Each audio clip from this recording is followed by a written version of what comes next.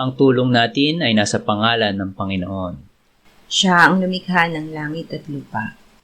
Ating ipahayag ang ating mga kasalanan sa Diyos. Ang ating Diyos ay Diyos na mahabagin at mapagpatawad.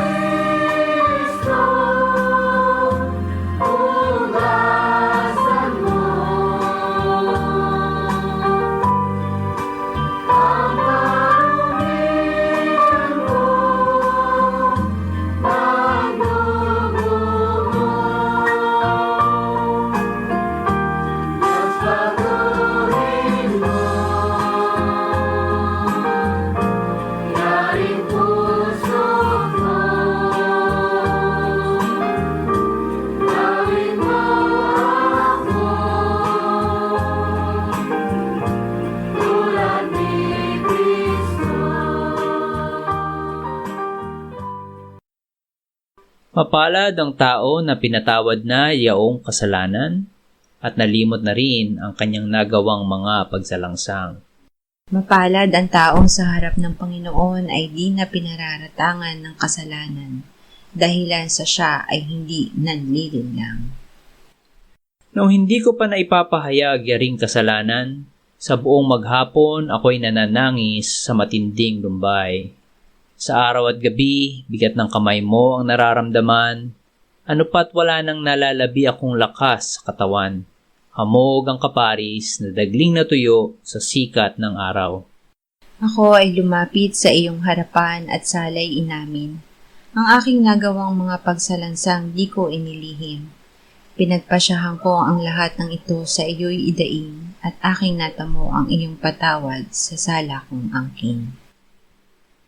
Mga minamahal, sinasabi sa unang Juan 1:9, kung ipinapahayag natin ang ating mga kasalanan, maaasahan nating ipatatawad sa atin ng Diyos ang mga ito at lilinisin tayo sa lahat ng ating kasamaan sapagkat siya'y tapat at matuwid. Salamat sa iyo, O Diyos. Pinatunayan mo ang iyong pag-ibig sa amin nang si Kristo ay mamatay para sa amin noong kami mga makasalanan pa. Ngayon ay buksan mo ang aming mga labi at kami ay magpupuri sa iyo.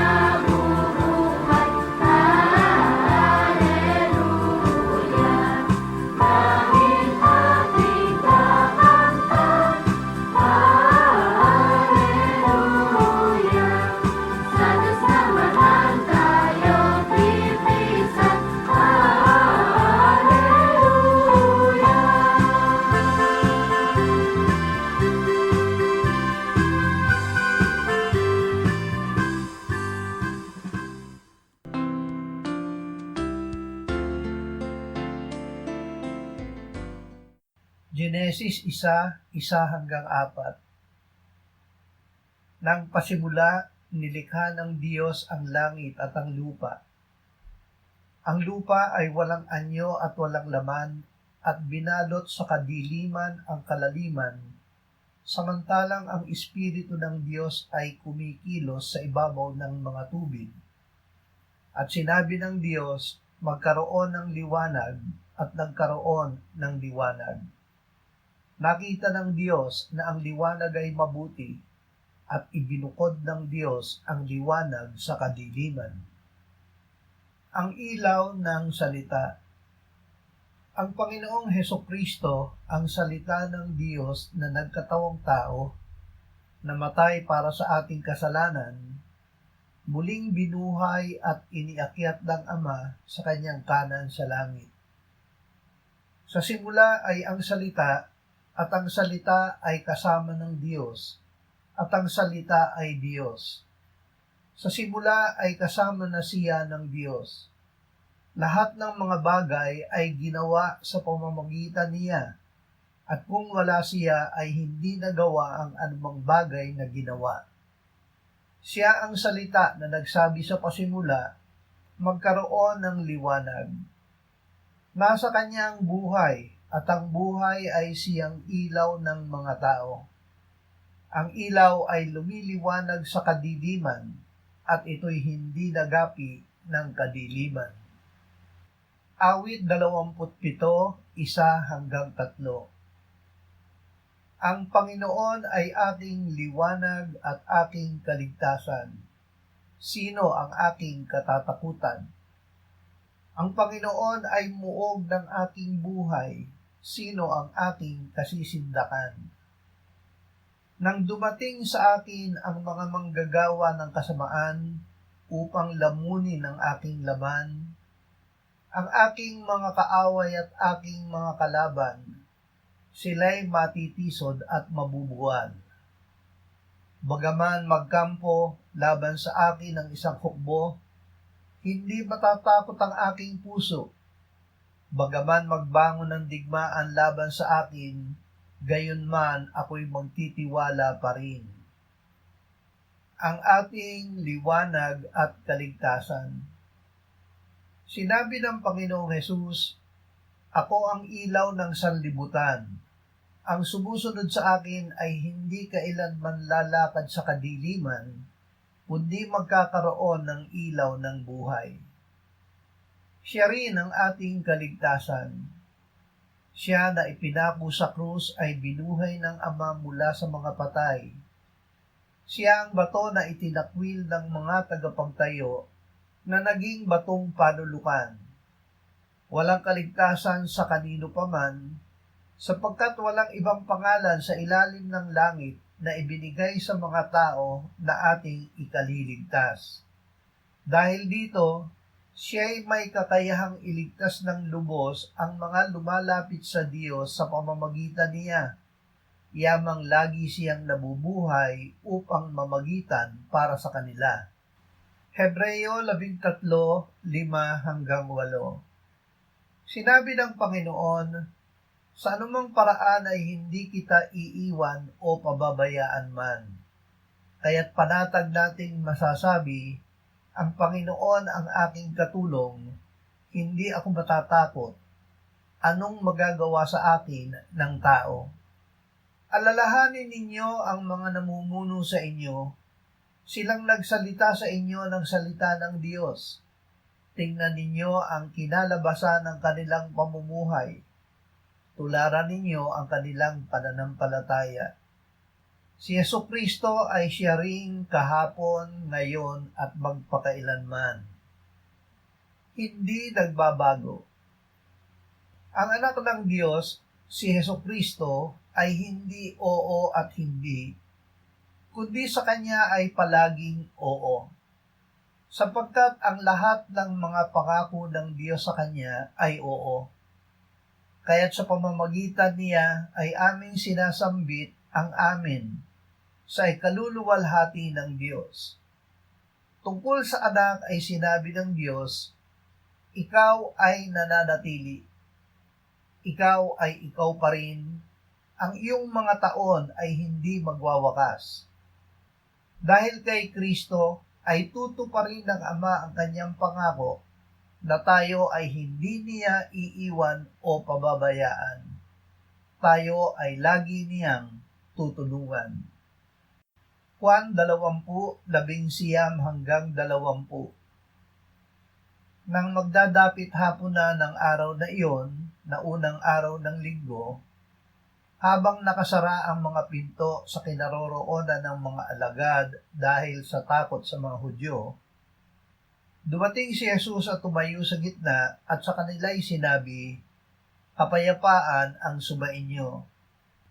At nang masabi niya ito ay kanyang ipinakita sa kanila ang kanyang mga kamay at tagiliran. Kaya't ang mga alagad ay nagalak nang makita nila ang Panginoon. Ang kapayapaan ni Kristo. Bago siya naghirap ay sinabi ng Panginoong Hesus sa kanyang mga alagad, "Kapayapaan ang iniiwan ko sa inyo, ang aking kapayapaan ay ibinibigay ko sa inyo.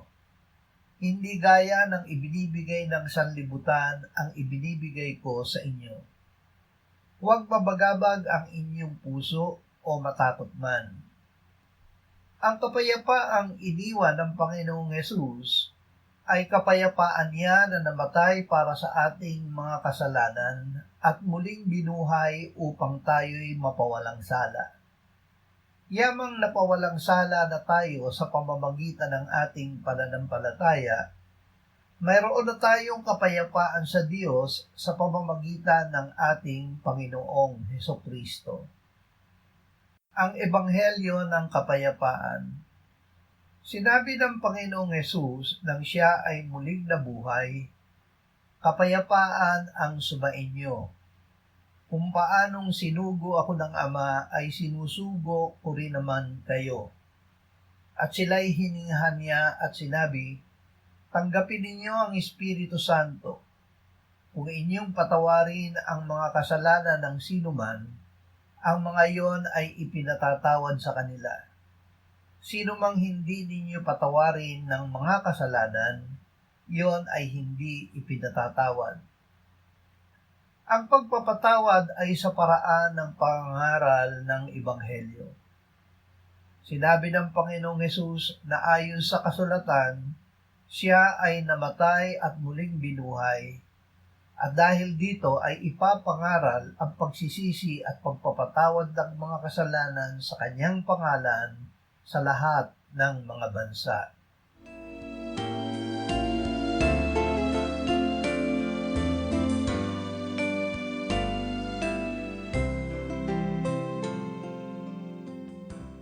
Manalangin tayo. Panginoong Hesus, sinabi mo, "Malibang kainin ninyo ang laman ng anak ng tao at inumin ang kanyang dugo, kayo ay walang buhay sa inyo. Ang sino mang kumakain ng aking laman at umiinom ng aking dugo ay may buhay na walang hanggan, at akin siyang muling bubuhayin sa huling araw. Sapagkat ang aking laman ay tunay na pagkain at ang aking dugo ay tunay na inumin. Siya na kumakain ng aking laman at umiinom ng aking dugo ay nananahan sa akin at ako sa kanya. Kung paanong buhay ang Ama na nagsugo sa akin at ako ay nabubuhay sa pamamagitan ng Ama, gayon din siya na kumakain sa akin, siya man ay mabubuhay sa pamamagitan ko." Panginoong Hesus, aming tagapagligtas, tinatanggap ka namin sa oras na ito bilang aming tinapay ng buhay. Tinatanggap namin ang iyong katawan na ipinako sa krus, namatay, inilibing, binuhay na muli, at iniakyat ng Ama sa kanyang kanan sa langit bilang aming tunay na pagkain. Tinatanggap namin ang iyong dugo na nabuhos sa ikapagpapatawad ng aming kasalanan bilang aming tunay na inumin. Manahan at mabuhay ka sa amin upang kami ay mamuhay sa pamamagitan mo kung paanong ikaw ay namuhay sa pamamagitan ng Ama. Salamat, Ama, sapagkat dahil kay Kristo, kami ngayon ay nakapamumuhay kasama mo kaisa ng Espiritu Santo. Sa iyo ang lahat ng kaluwalhatian, ngayon at magpakailanman. Amen.